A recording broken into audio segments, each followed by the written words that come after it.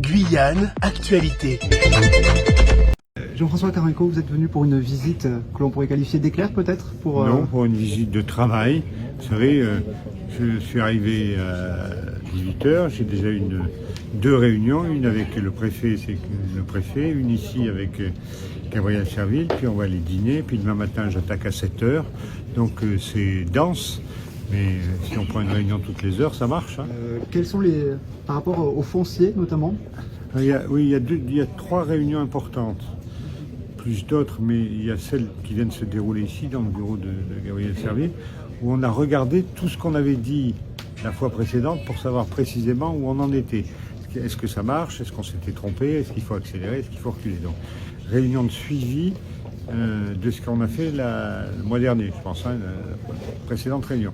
Deuxièmement, on a demain une réunion avec le comité de pilotage qui va traiter des affaires institutionnelles, de ce qu'on a du futur comité interministériel Outre-mer, avril-mai, et du contrat de plan, c'est contrat de convergence et de transition.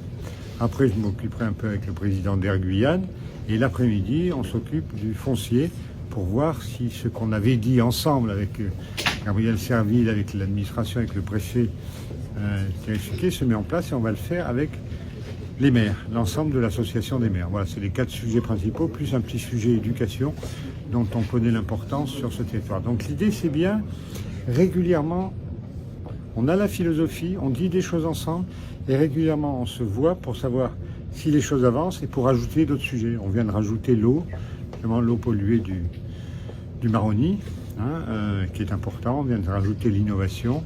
Voilà, c'est ça la méthode, c'est, avec Gérald Darmanin, on essaie de suivre les affaires le plus possible. Voilà. Sur l'évolution statutaire, c'est aussi à l'ordre du jour? Oui, je viens écouter le président Serville et le comité de pilotage. L'idée, c'est d'avoir des garanties. C'est quoi l'idée sur ce dossier? C'est cette histoire de garantie. Je sais pas. L'idée, c'est de savoir ce que souhaite la collectivité de manière forte et de savoir. Moi, je veux pouvoir présenter à Gérald Darmanin. Je lui ai écrit, il vient d'écrire à sa double signature, la sienne et la mienne, au président Serville, pour dire voilà, on avance. Il faut que fin juillet, on ait des propositions, on les traduit, puis on les transmettra au président de la République et à la première ministre en septembre, conformément au dîner du 7 septembre et à l'appel de Fort-de-France. Une dernière question, la grève de ce jeudi, ça vous impacte ou pas finalement? Si j'ai mon avion, ça va. Mon sujet, c'est l'avion. Donc, je peux pas. C'est pas mon sujet. Merci, bonne soirée. Monsieur Serville, un mot sur cette rencontre, avec cette réunion de travail avec Jean-François Carenco, le ministre délégué aux Outre-mer. Que ressort-il justement de cette réunion avant la grande réunion de ce mercredi?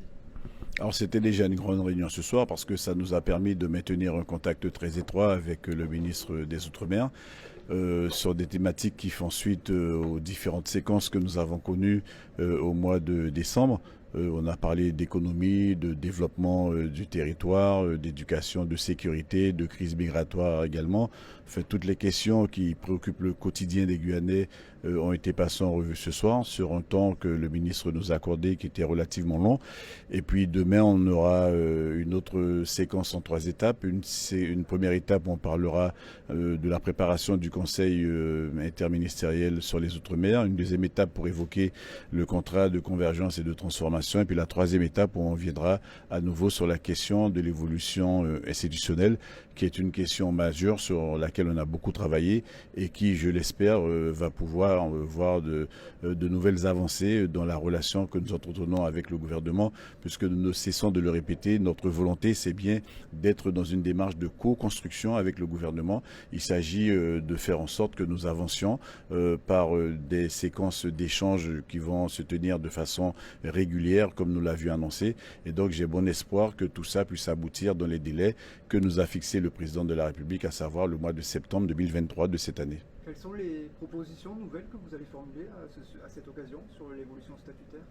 Mais vous savez qu'il y a un certain nombre de thématiques sur lesquelles nous travaillons, la fiscalité notamment. À un moment donné, on va devoir poser la question qui est lancinante sur les districts, la question du corps électoral qui tient à beaucoup de personnes du comité de pilotage, cette question également sera mise sur la table. Nous sommes dans une démarche qui est empreinte de beaucoup de démocratie, c'est-à-dire qu'il va falloir entendre ce que dit chaque membre du comité de pilotage en accord avec les élus, en accord également avec le gouvernement. Mais je crois que le plus important pour la réunion de demain, c'est qu'on puisse se mettre d'accord sur comment on avance, sur le calendrier qui va être arrêté, sur le contenu, sur les objectifs en termes de temps, en termes de méthode. Je crois que c'est l'élément le plus important parce qu'on va rentrer dans le vif du sujet sur des thématiques transversales. Et je crois que là-dessus, il faut que nous soyons en capacité de définir le chemin, de tracer le chemin qui va nous permettre d'aboutir à septembre 2023. Outremernews.fr, le site de l'actualité Outre-mer, 24 heures sur 24 et 7 jours sur 7. Retrouvez la chaîne Outremer News sur YouTube.